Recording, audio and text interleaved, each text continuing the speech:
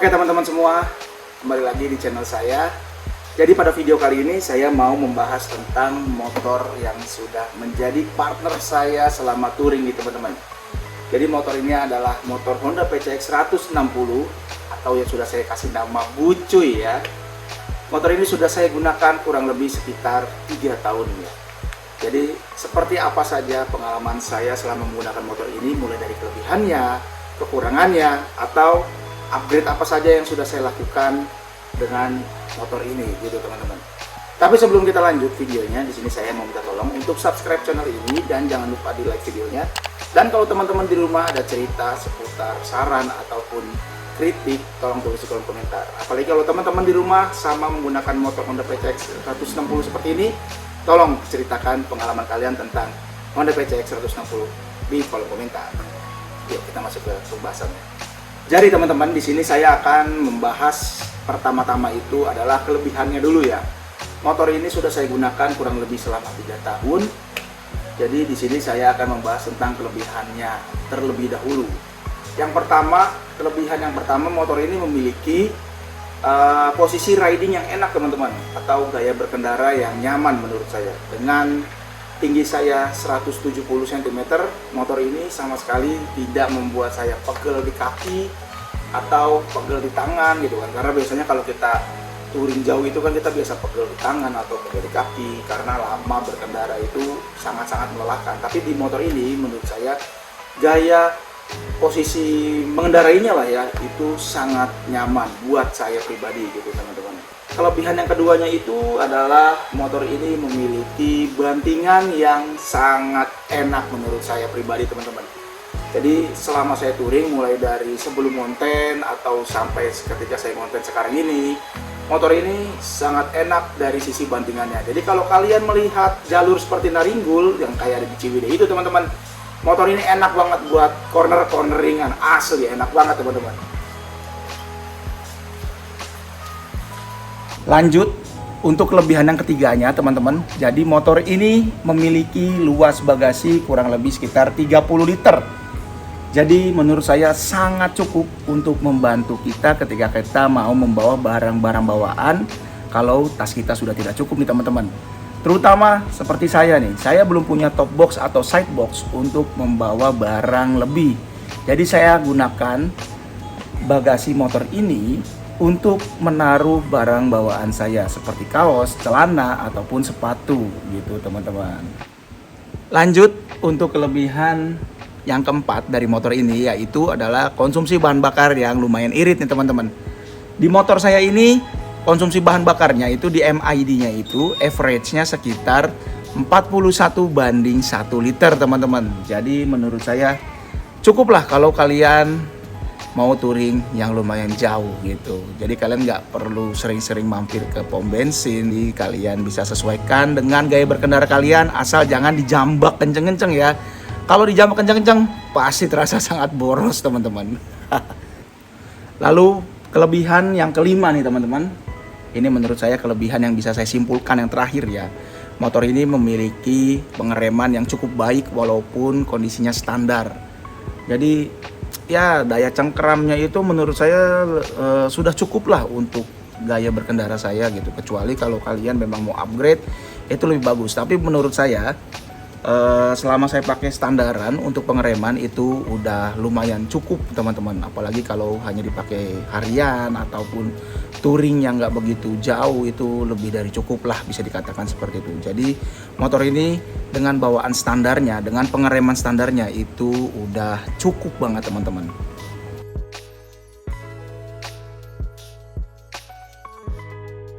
Nah teman-teman, setelah kita membahas kelebihannya, rasanya nggak afdol kalau kita nggak membahas kekurangan dari motor ini juga. Jadi motor ini selama saya gunakan kurang lebih 3 tahun, pasti ada aja yang namanya keluhan, kekurangan yang menjadi hambatan saya selama saya gunakan untuk harian ataupun touring. Poin pertama dari kekurangan motor Honda PCX 160 ini, menurut saya pribadi ya, jadi motor ini terkenal dengan tenaganya yang lumayan boyot nih teman-teman. Wah, itu bukan menjadi isu atau bukan menjadi gosip. Menurut saya motor ini tenaganya itu sangat-sangat kurang sekali kalau kalian pakai touring dengan kondisi full standaran.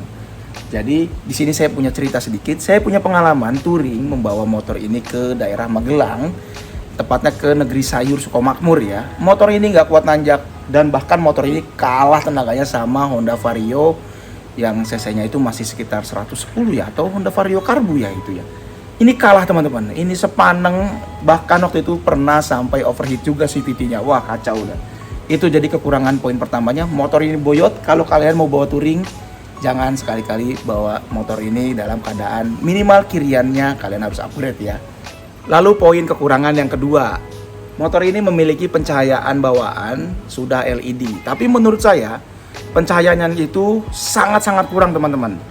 Motor ini bisa dikatakan pencahayaannya benar-benar seperti lampu ayam ya. Saya pernah membawa juga nih, pengalaman saya pribadi pada saat itu touring malam-malam lewat Naringgul malam-malam hari. Itu benar-benar buta, saya ngerasa saya nggak ngeliat apa-apa di Naringgul, hanya sebatas garis jalan aja. Itu benar-benar sangat menyusahkan ketika membawa motor ini dengan keadaan lampu yang standar. Itu wah, jadi di sini saya benar-benar merekomendasikan kalian harus upgrade pencahayaan motor ini kalau kalian memang sedang touring malam nih teman-teman, karena pencahayaan itu sangat-sangat krusial di jalan ketika kalian gunakan touring gitu teman-teman. Lalu kekurangan selanjutnya yaitu kekurangan yang ketiga nih dari motor ini teman-teman. Motor ini memiliki bodi yang cukup kerupuk ya. Jadi kalau kalian senang oprak-aprik motor, senang bongkar-bongkar, itu hati-hati teman-teman, karena bodinya lumayan ringkih menurut saya. Klip-klipannya itu agak sedikit beresiko ya kalau kalian ngebongkarnya itu nggak hati-hati. Terus ditambah lagi kalau kalian senang bongkar-bongkar sendiri CVT, itu lebih baik jangan pakai impact teman-teman. Karena baut bawaan standaran dari Honda PCX ini benar-benar sangat-sangat kurang bagus. Saya pernah mengalami pengalaman, ini berdasarkan pengalaman saya teman-teman. Sering bongkar-bongkar CVT sendiri dengan menggunakan impact membuat baut dari bak CVT itu gundul. Sehingga saya kesulitan untuk membongkar CVT dan akhirnya saya bawa ke tukang las untuk dibuat kunci min. Jadi si posisi baut itu digerinda teman-teman, itu benar-benar sangat-sangat mengerikan. Wah, jadi kalau kalian senang bongkar-bongkar motor ini, lebih baik kalian membawa ke bengkel atau kalian cari-cari pengalaman lah pokoknya. Karena menurut saya ini benar-benar ringkih bodinya, ditambah lagi CVT-nya kalau kalian senang bongkar-bongkar sendiri itu harus hati-hati banget teman-teman. Setelah kita membicarakan keringkihan dari bodi ini, motor ini memiliki suspensi yang sangat-sangat tidak membuat saya nyaman ketika berkendara di atas motor ini teman-teman. Sangat disayangkan motor ini sudah memiliki posisi riding yang nyaman, tapi kenapa dengan seharga motor ini kalian tidak bisa mendapatkan kenyamanan dari suspensinya teman-teman. Dari awal saya pinang, jadi saya beli motor ini second teman-teman ya. Pada ya nggak tahu tahun berapa, pokoknya udah kurang lebih 3 tahun yang lalu gitu ya. Ini memang kondisi dari shockbreaker belakangnya itu udah sangat ngejeduk. Saya kira karena saya beli second kali ya, ini motor ngejeduk gitu kan. Terus ternyata saya tanya-tanya ke bengkel dan juga tanya-tanya ke orang yang berpengalaman menggunakan motor ini. Jadi memang shockbreaker bawaan dari motor ini ngejeduk teman-teman. Jadi untuk kedepannya mungkin project selanjutnya untuk motor ini saya akan ganti shockbreaker. Tapi saya nggak tahu nih shockbreaker mana yang bagus untuk Honda PCX dengan postur tubuh 170 saya, dan kebetulan saya nggak suka di downgrade. Kira-kira shockbreaker merek apa nih teman-teman? Tulis di kolom komentar. Lalu kekurangan yang bisa saya simpulkan yang terakhir yaitu adalah kaliper pengereman belakangnya teman-teman.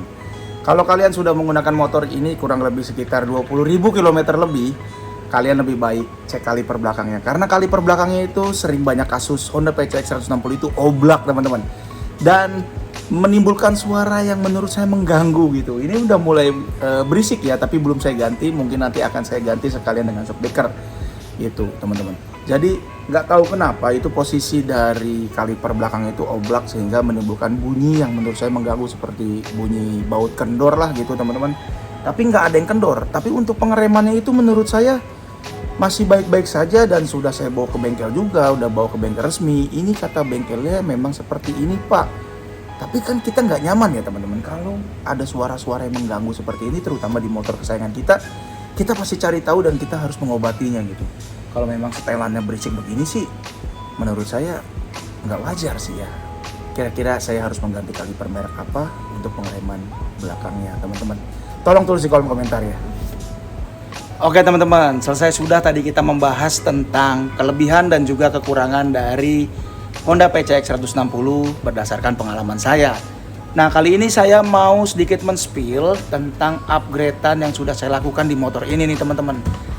Jadi ya sedikit aja ya, karena saya baru upgrade sedikit-sedikit juga sih. Dan mungkin nanti kedepannya akan ada project untuk motor ini gitu teman-teman. Jadi untuk upgrade-nya teman-teman, di sini saya pertama-tama mau nge-spill upgradean dari CVT motor ini teman-teman. Di sini saya sudah full upgrade CVT-nya dengan menggunakan per CVT dengan 1200 rpm ditambah dengan per sentrinya 1000 rpm teman-teman. Lalu dipadukan dengan kampas ganda yang di sini saya pakai merek dari Yamaha punyanya NMAX. Karena lebih awet juga menurut saya, karena kampas dari NMAX itu agak lebar dan agak panjang, dan juga menurut saya untuk durability-nya ini lebih cocok lah dipakai untuk touring-touringan gitu. Ditambah lagi saya menggunakan piringan mangkok gandanya itu saya pakai dari Kawahara Racing teman-teman. Jadi di sini ada tips, kalau kalian mau ganti mangkok gandanya itu jangan pakai yang di kartel silang. Kalian pakai aja yang dialur gitu teman-teman. Ini saya nggak disponsorin oleh Kawahara, tapi di sini alasan saya menggunakan Kawahara karena Kawahara itu nggak di kartel, dan Kawahara ini hanya diulir teman-teman. Jadi hanya dialur, bukan ulir, sorry, hanya dialur. Jadi cukup untuk pencengkeraman tapi nggak memakan dari kampas gandanya. Jadi kampas ganda kalian nggak boros gitu teman-teman. Lalu di sini saya sudah bubut derajat pulinya itu sekitar 13,8 ya, itu udah saya bubut derajat. Lalu saya kerok jalur juga, dan saya menggunakan roller silangan 15 dan juga 14 gram gitu teman-teman. Ini kalian bisa coba racikan saya untuk tarikan bawah dan juga tengah, ini enak banget. Dan juga di bawah nanjak-nanjak ini udah lebih dari cukup teman-teman. Tapi atasnya agak kurang memang, tapi ya kalian sesuaikan lagi dengan selera berkendara kalian gitu teman-teman. Lalu kemudian setelah kita membicarakan masalah CVT, guna untuk melengkapi kekurangan dari performa motor ini, saya membeli knalpot dari WRX Racing.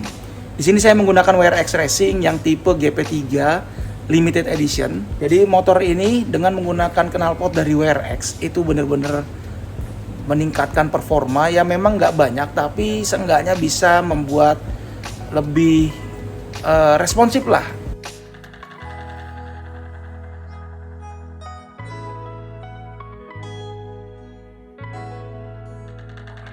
Kemudian untuk menutupi kekurangan dari pencahayaan lampu dari PCX 160 ini, saya memutuskan untuk upgrade ke bilet dari merek Bull Ice dengan ukuran 3 inch ditambah dengan D2 laser dari Bull Ice juga nih teman-teman. Menurut saya ini sudah lebih dari cukup untuk menutupi dari kekurangan motor ini yang dijuluki sebagai motor memiliki cahaya lampu seperti lampu ayam. Oke teman-teman, jadi kesimpulannya dari kelebihan dan juga kekurangan berdasarkan pengalaman saya menggunakan Honda PCX 160 selama kurang lebih 3 tahun, menurut saya motor ini adalah motor yang worth it untuk kalian gunakan harian maupun touring teman-teman. Walaupun motor ini memiliki beberapa kekurangan yang memang kekurangannya itu bisa dikatakan lebih banyak dari kelebihannya ya, tapi setidaknya kalian bisa mengusahakan atau menutupi kekurangan tersebut dengan cara mengupgrade. Ya kan banyak juga ya sekarang tukang-tukang modifikasi yang berdasarkan selera, berdasarkan budget itu udah mulai banyak guna untuk menutupi kekurangannya teman-teman. Jadi untuk kedepannya saya mau upgrade suspensi belakang dan juga upgrade pengereman. Nah teman-teman kira-kira ada nggak saran untuk suspensi belakang yang tidak downsize untuk motor Honda PCX 160 ditambah dengan upgrade pengereman? Ya budget pelajar aja lah teman-teman untuk upgrade pengeremannya. Tolong tulis di kolom komentar ya teman-teman sarannya. Jadi saya akhiri konten ini, semoga bermanfaat. Terima kasih, jangan lupa di subscribe dan juga di like videonya. Dan sampai berjumpa kembali di konten berikutnya.